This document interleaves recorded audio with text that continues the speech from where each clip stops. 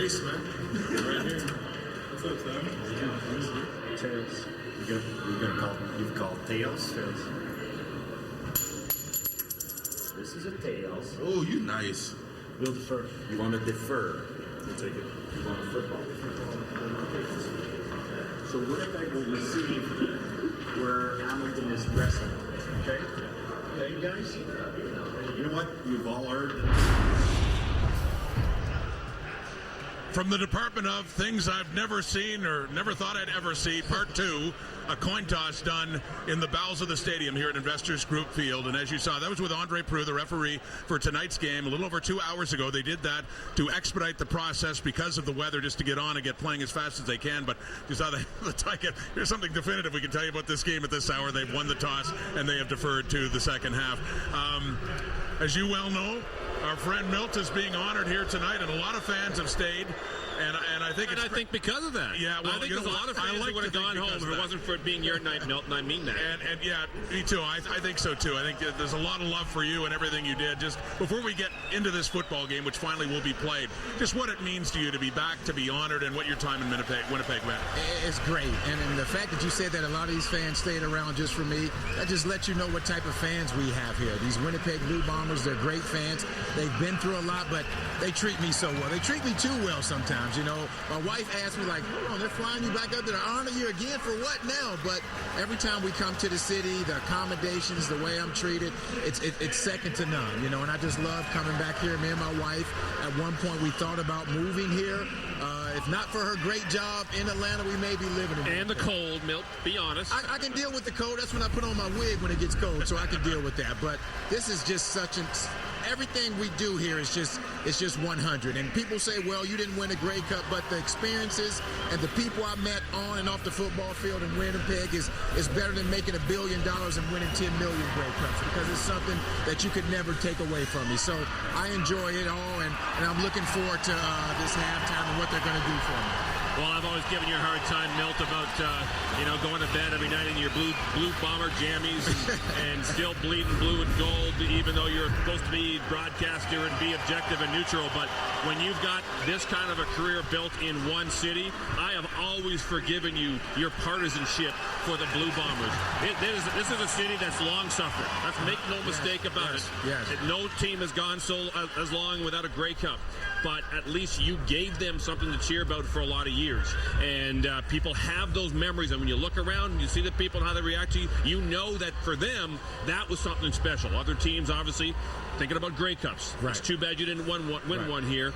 I can tell you with complete honesty, this city needs a Grey Cup. Yes. I hope they get one. Yes. I cheer for this team as well, because I don't see anybody go so long without a Grey Cup. It might take you coming back and coaching this team, Milt, before it'll happen. And it breaks my heart every single time I got to get on the Bombers. But that is my job. TSN pays me. The Bombers aren't paying me. They don't pay me that much anymore. But I have to be unbiased as possible towards the Bombers. But when they win that Grey Cup, and hopefully I'm at that Grey Cup working on TSN, I'm going to run on the field and get me a ring also. So I'm looking forward to that. Well, let's just take a look at your numbers. I mean, by the way, all-time touchdowns leader in Canadian Football League history. There was a time when Milt was the all-time leader in receiving yards, since passed by G. Roy Simon, so number 2 in that department.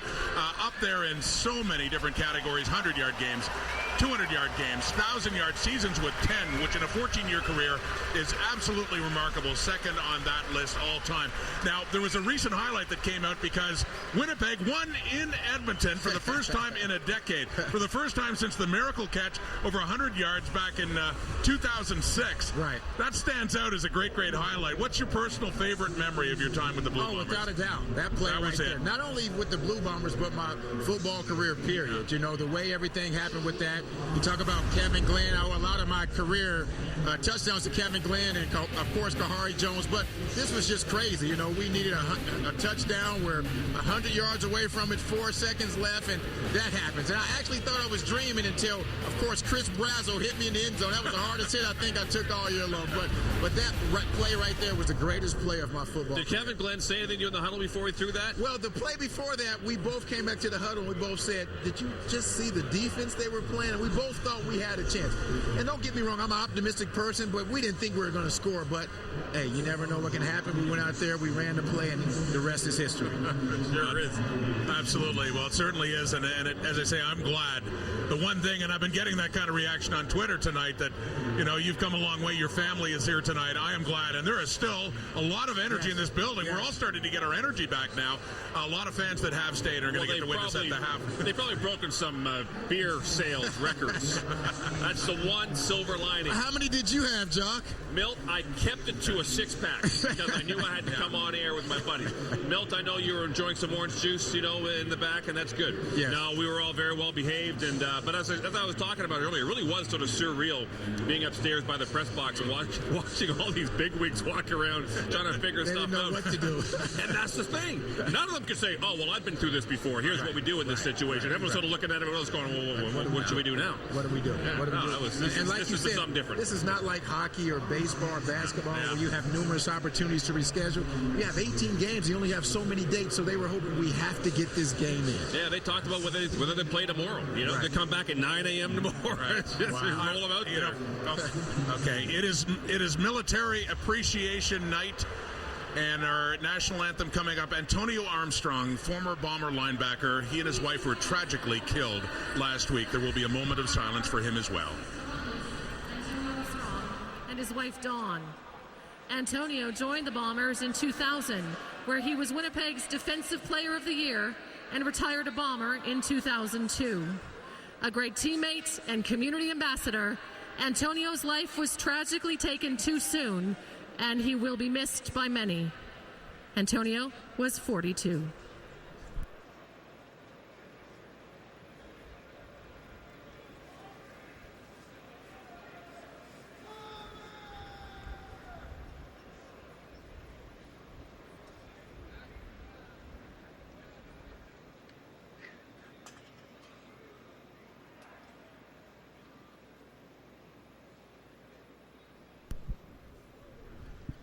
The Winnipeg Football Club would like to acknowledge that Investors Group Field is located in Treaty 1 territory, the traditional lands of the Anishinaabe, Cree, and Dakota peoples, and the homeland of the Métis. Please welcome the flag party from 17 Wings stationed here in Winnipeg. This evening, the Winnipeg Blue Bombers are welcoming and saluting the men and women of the Canadian Armed Forces. Joining us in attendance are 200 Canadian Armed Forces members from across Manitoba. Please welcome members from the Royal Canadian Navy, Royal Canadian Air Force, and the Canadian Army. And earlier tonight, we enjoyed a fly pass from a CF-18 Hornet from CFB Cold Lake. Ladies and gentlemen, would you now please remove your hats and face the Canadian flag located in the south end, and welcome Sergeant Cindy Scott from the Royal Canadian Air Force Band for the singing of O Canada.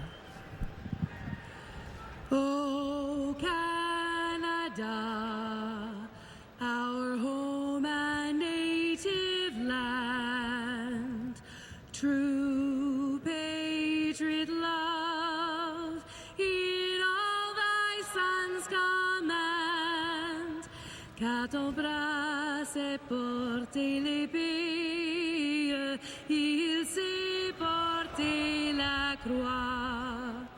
Ton histoire est une épopée des plus brillants exploits. God keep our land glorious and free. Oh, Canada, we stand on guard for thee. Oh, Canada, we stand on guard for thee.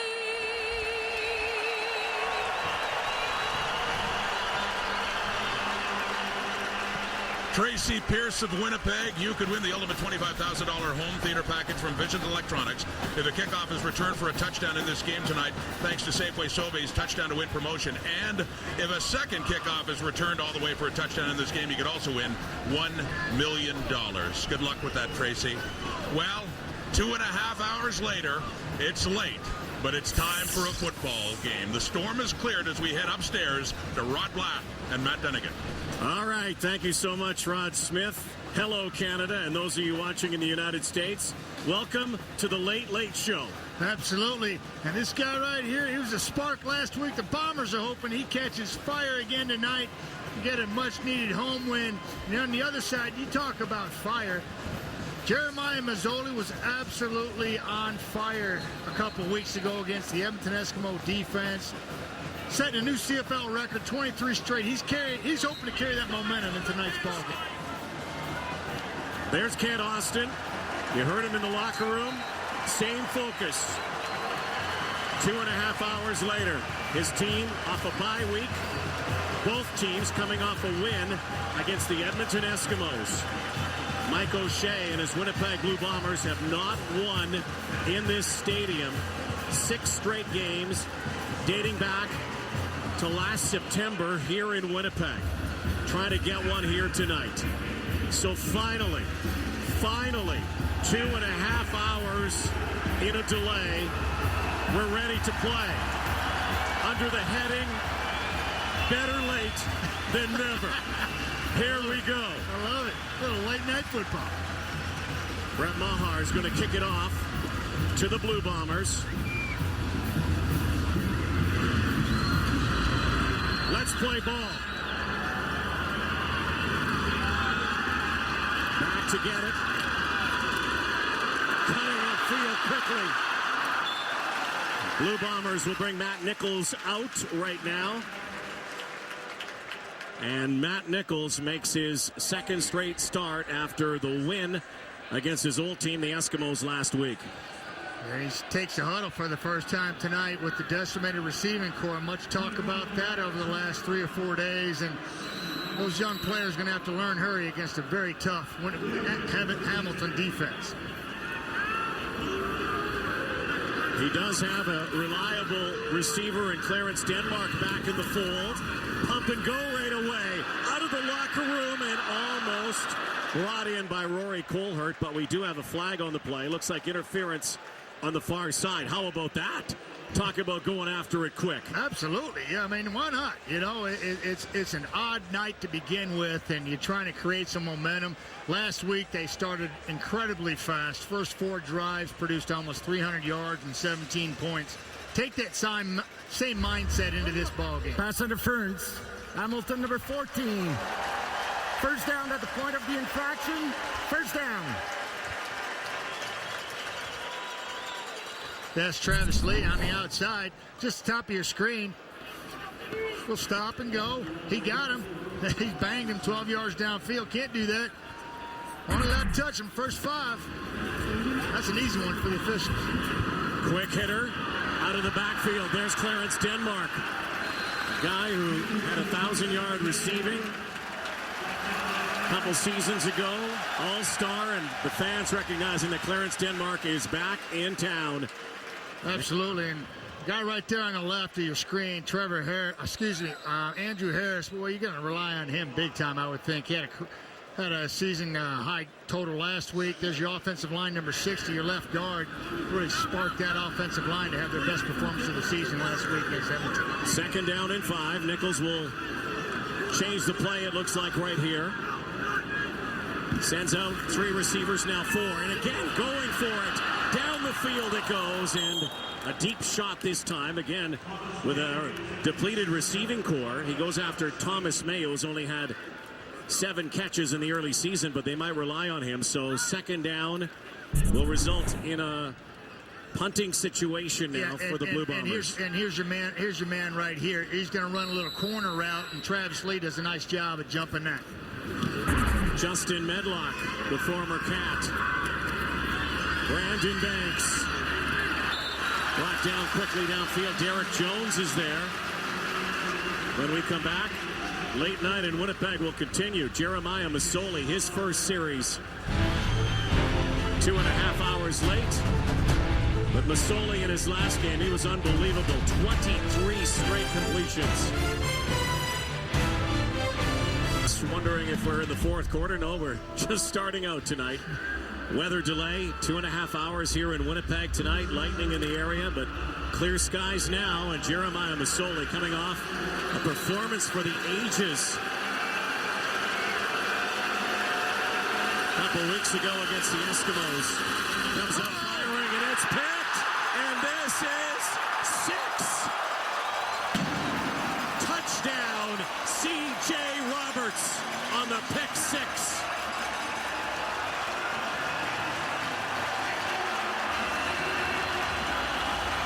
Winnipeg explodes. Yeah, real simple. Just try and run an out route, and Roberts just jumps it. And I don't know why the ball was thrown in the first place, because he's jumped the route right away and doesn't have a chance to get there. Not even close. Timing way off for Brandon Banks and his quarterback, and C.J. Roberts, first-year player from Colorado State Pueblo, takes it to the house. His first CFL interception he'll never forget. Justin Medlock, the former Cat, the point after. First CFL pick is a pick 6. Touchdown for C.J. Roberts. What's up, Daddy? What's up, Trey? I know you're watching. What's up, Mr. Turtle? Yeah! Wow. Shout-outs from C.J., native of Boynton Beach, Florida.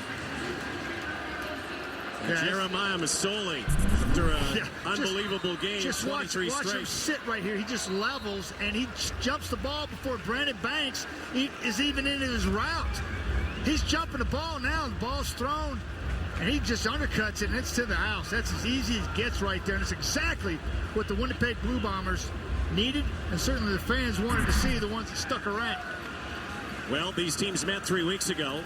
Hamilton, incumbent tonight, they told us yesterday, protect the football. They gave it up 6 times, including a pick 6 back in Hamilton. Yeah. Mo Leggett took it to the house. That's right, 50-yarder, and that really sparked that victory, 28-24 for the Bombers, and more of the same from the Hamilton Tiger Cats here. You got to play clean football if you expect to win here against a tough defense that's looking for a much-needed win. Well, if you're going to give one up, give it up early, though. There's lots of football left, and Masoli's going to get another crack here in a moment. This guy returned a missed field goal for a touchdown in their last meeting. Brandon Banks. Again, Derek Jones is there. There's a penalty flag. It was at the 20-yard line. So quickly, the Blue Bombers up 7-0. And it was back in Hamilton when Jeremiah Masoli, also another jump route, this time by Mo Leggett, and clear sailing to the end zone. Yeah, it's his first career interception, and certainly pick 6, and Mo Leggett just simply undercut it. And here's the second one of the game off the tip ball, and he absolutely lit that defense on fire. 1 of 6, both interceptions by Mo Leggett, and then of course Masoli put the ball on the ground 3 times, and all those became turnovers as well. And you gift a team 6 turnovers, tough to overcome. Long field for the Cats. Masoli from the 11-yard line this time. C.J. Gable in the backfield. Put it on the turf this time, and Jamal Westerman initial contact, half the first down yardage, pickup of 5. Yeah, and you see C.J. Gable there. This offense only rushes the ball 55 times, or 55 yards a game, and well, and why not? Because you got a receiving core like that, just put it in the air, and they certainly did that a couple weeks ago against Edmonton. That offensive line did a nice job of protecting Jeremiah Masoli in that comeback victory. No one runs the ball less. Expect the ball to be in the air. They've got a great set of receivers. Masoli now. Here comes the rush. There goes the ball. What a catch over the top. Chad Owens.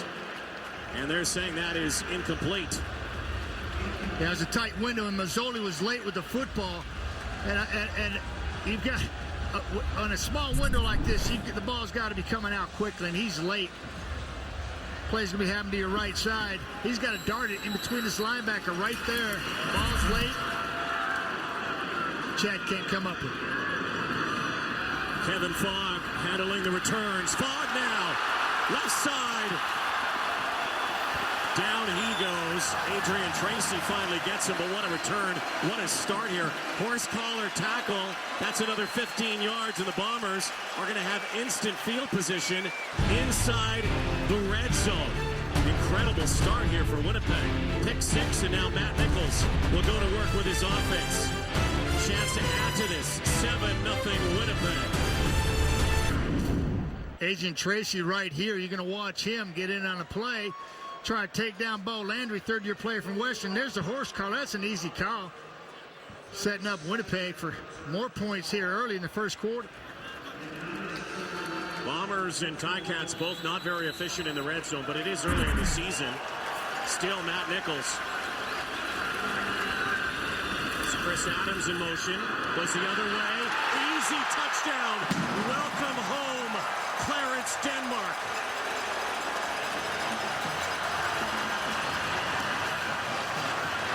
First game back. Back in a familiar spot. Absolutely, and they ran the bubble screen already, and they faked the screen, and you can watch.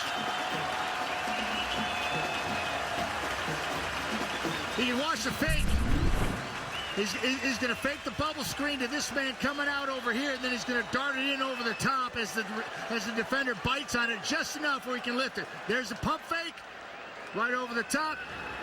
Capitalizing on mistakes by the Hamilton Tiger Cats. It's exactly what you need here in the ball game. Clarence, Denmark, cast away by the Bombers. Ended up in Saskatchewan, released there. Got a call this week. Can you come back? We need you. This is a guy familiar to the end zone here in Winnipeg. That's his 17th career touchdown and his first back in blue and gold. What a start here for the Blue Bombers. Hey, tailor-made. Pump fake. Nichols knows where he wants to go with it. Lifts it just enough. Count it.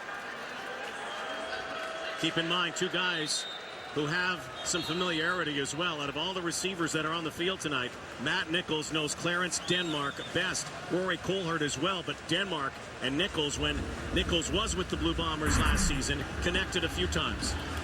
Absolutely. And Blackie, the thing I like there is the way that Paul Police actually utilized Denmark in the bubble screen to set up that look, and then they released him in the, down the seam and used another man as a bubble screen decoy. Well executed by Matt Nichols and company. You got to capitalize on those chances. You never know how many you're going to get, and the Bombers are so far 2 for 2. Well, so far you'd have to say that the Bombers have benefited from this delay. 14 quick points, not even 4 minutes in. The ever dangerous speedster. Banks steps out of bounds, and Jeremiah Masoli will bring his offense back out on the field. Let's go down to the sideline now and join Sarah Orlesky. Sarah. Well, Red, you mentioned the quick return of Clarence Denmark. He was watching the Bombers game last Thursday when he got a call from General Manager Kyle Walters early on just to gauge interest. Well, after Darvin Adams got injured, Kyle Walters called back and said, "How soon can you get here?" He was here on Saturday, and he was playing, obviously, tonight. He had one practice, and he told me he couldn't memorize the whole playbook, so he told guys, "You've got to just pick a few plays for me, and we'll go from there." Well, that was a good play. That one there. That was a good play. Well Thanks, executed. Perfect call, and well executed. Let's take a look at the Blue Bomber defense tonight. Also, they've had to make a number of changes, particularly in their secondary because of injuries. And I love this linebacking core right there, Mo-legged. Khalil Bass and Ian Wild, absolutely phenomenal. And here's the challenge right there. We got a bunch of new faces in the back end there. They're going to be tested here. So far, getting a nice little cushy lead to play with. Another second down here. Masoli trying to convert. And a spiral to the near sideline, and it looks like it's caught by Andy Fantuz. That's a confident throw. He's made some very tentative throws thus far in the ball game early on, but that right there was a confident throw. More of what we saw a couple weeks ago against Edmonton. 12-yard pickup here for Fantuz. Shaman keeping his focus down the field and throwing Andy Fantuz open. Pair of touchdowns against the Eskimos in that unbelievable comeback win, which featured Masoli making 23 straight completions. Pump fake now for Luke Tasker and overthrows him. Little pressure that time in the backfield for Masoli, and Tasker was wide open. Well, that play took a long time to develop, and it was actually a little bang around about 10 yards down the field, and then he's going to spin it up from there as an inside receiver took two to the post, and Masoli just missed it.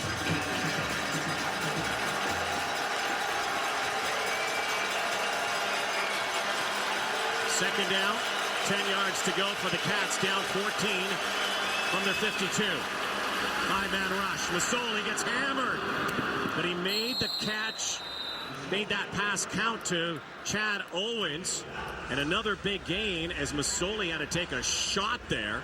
Yeah, because he's, again, waiting for this play to develop, and that's Khalil Bass coming on a stunt around the edge, and Masoli makes another sweet throw down the field as that play. Watch him wrap here. Watch it. He's here, and he's coming all the way around here. Watch, that takes a long time. Masoli knows it. He knows the play is slow developing. He delivers a strike and takes the hit. Khalil Bass, now a quick hitter far side. Another first down, and Jeremiah Masoli settling in as he once again connects with Andy Fantuz. It's zone coverage, and the veteran receivers of Fantuz